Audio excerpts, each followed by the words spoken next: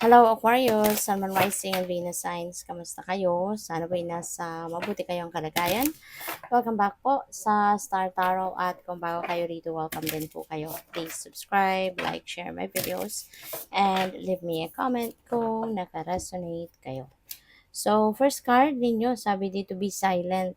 Okay? Pay attention and simply observe with your eyes, ears, and physical feelings what is happening inside and all around you. Okay? Parang ito yung time na mag-observe, ito yung time na parang you're going to tune in lang, no? Sa sarili ninyo. Okay? Kasi po pwedeng mag-observe kayo sa kung ano nararamdaman ninyo, 'di ba? Ano nangyayari deep within you, and at the same time, pati na rin yung paligid ninyo. Kailangan na mag-pay attention din kayo sa mga nagaganap. You know, use your eyes, your ears, 'di ba? And yung feelings ninyo at para mapansin ninyo, ma maobserbahan ninyo kung ano ang nangyayari deep inside you and on the outside world. Okay? So we have zebra, let go of your fear and know that you are safe and protected at all times. Okay? Kaya huwag kayong matakot. Okay? Paalala ito sa inyo na you are spiritually guided. You are spiritually protected and guarded. Kaya huwag kayong matakot, huwag kayong mag-alala. Okay? Just put your trust, no, in the divine plan, sa spirit realm ninyo, magtiwala ka lang sa kanila. Kasi lagi kang pinoprotektahan, ginagabayan, at ginagwardyahan. Okay? So, what else? We have Ladybug. Wow, napakaganda nito. Kasi sabi dito, this is a time of good fortune and abundance. So, be willing to receive all good things in your life. Kasi bubuhos na ang swerte. Siswertehin na kayo sa ngayon. Iikot na yung gulong ng buhay, gulong ng palad. Kung dati nandun kayo sa rock bottom, if you have hit the rock bottom, ngayon papunta kayo sa pag-angat. Papunta kayo sa pag-angat, pag-asenso, pag-thrive, 'di ba? Papunta kayo sa pag-asenso, no? Kaya maging handa ka na sa pagtanggap ng mga biyayang ito, yung swerteng ito. Kasi yung swerteng ito, hindi lang ito sa pera. Hindi lang ito sa source of income ninyo, hindi lang ito sa trabaho ninyo, sa negosyo ninyo. But yung swerte na ito could also be linked, no, sa iba't ibang parte katulad na lamang ng pagpapamilya, 'di ba? Mga kaibigan, no, yung relationship. So, pupuwedeng siswertehin kayo sa iba't ibang parte ng buhay ninyo at lalo-lalo na pagdating sa pera.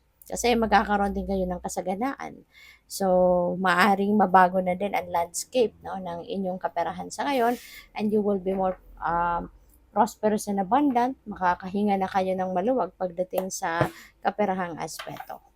So, by the way, maraming salamat for subscribing. And if you haven't subscribed yet, subscribe na kayo. And also, maraming salamat din for not skipping the ads. Malaking bagay yan sa akin. And also, please click the join button sa baba ng video kung gusto niyo na mag-join kayo sa membership. So, we have inner peace. Ayan. So, maaring ito yung kailangan din ninyo sa ngayon. Kaya siguro, parang ito, mag-tune in muna kayo sa sarili mo.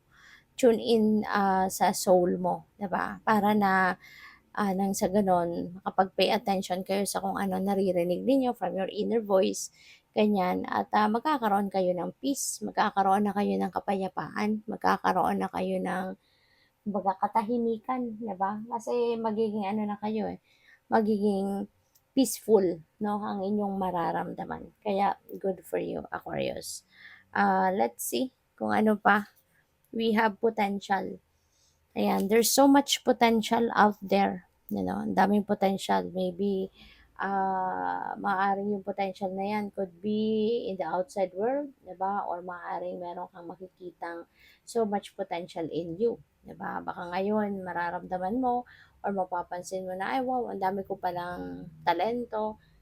Baka meron kayong madidiscover na mga talents, gifts ninyo, mga ganyan, or maybe you are going to learn new skills sa ngayon. Kaya ang daming po pwede mong magawa, diba? Na mas maging productive ka at maaaring pagkakakitaan mo din ang mga ito. So, what else? We have release. time for purging, time for releasing, for letting go of anything or anyone that doesn't serve your highest good anymore.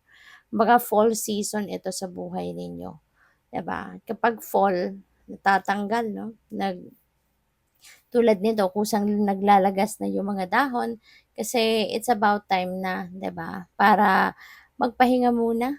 It's time para magpahinga muna yung puno, 'di ba? At makapag-regenerate ng panibagong buhay, 'di ba? Panibagong mga dahon, mga ganyan. So sa buhay ng tao din, 'di ba? May mga times na hindi na tayo nag-grow, hindi na tayo umaasenso, hindi na tayo nagmo-move forward sa buhay kasi maaaring punong-puno ka na ng negativity. Punong-puno ka na ng mga tao sa buhay mo na puro negatibong vibe ang hatid sa'yo. Hindi na positibong impluensya ang dala nito sa iyo, pwedeng gano'n. Or maaari na marami kang iniisip. May mga ginagawa, iniisip at nararamdaman kayong negatibo. Kaya parang nasusuffocate na din no, yung sarili ninyo. Nasusuffocate na kayo sa negativity. Kaya wala na kayong naiisip na mabuti. Wala na kayong naiisip na maganda, na excitement man lang, exciting man lang para umusad kayo. Kasi parang napapaligiran na siguro kayo ng negative energy. Kaya it's about time na for you to let them go. Alisin mo na sila sa buhay mo. I-release mo na, no? I-release mo na, alisin mo na sila para nang sa gayon magkaroon ka ng bagong lugar, magkaroon ka ng room sa sarili mo para sa mga bagong tao, bagong sitwasyon, bagong opportunity, bagong pagkakataon, 'di ba? Na maaaring mas magdala sa iyo ng mas positibong epekto. Okay? So, yung ganun ba? So, what else? We have miracles. Ayan, napakaganda. Kasi may mga miraculous moments, miraculous events, 'di ba? Napaparating. Merong mga miraculous na mga bagay or pangyayari ang pwedeng mag-unfold sa buhay ninyo around this time. Okay? So, yung ganon. Isa pa, maaari din ng mga miracles na to, kailangan na ninyong bantayan ang pagdating ng mga to. Kasi maaaring yung mga miracles na to are the things no, na maaaring hinihintay mo. Maaring ito yung mga bagay na matagal mo nang pinagdadasal, matagal mo nang inaantay na mangyari or dumating sa buhay mo. Kaya be ready to receive, 'di ba? Be ready and be willing to receive all good things in your life. Kasi maaring ito na 'yon.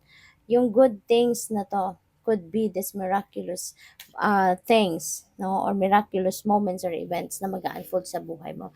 Kaya maging handa ka na para sa pagdating nito. Okay?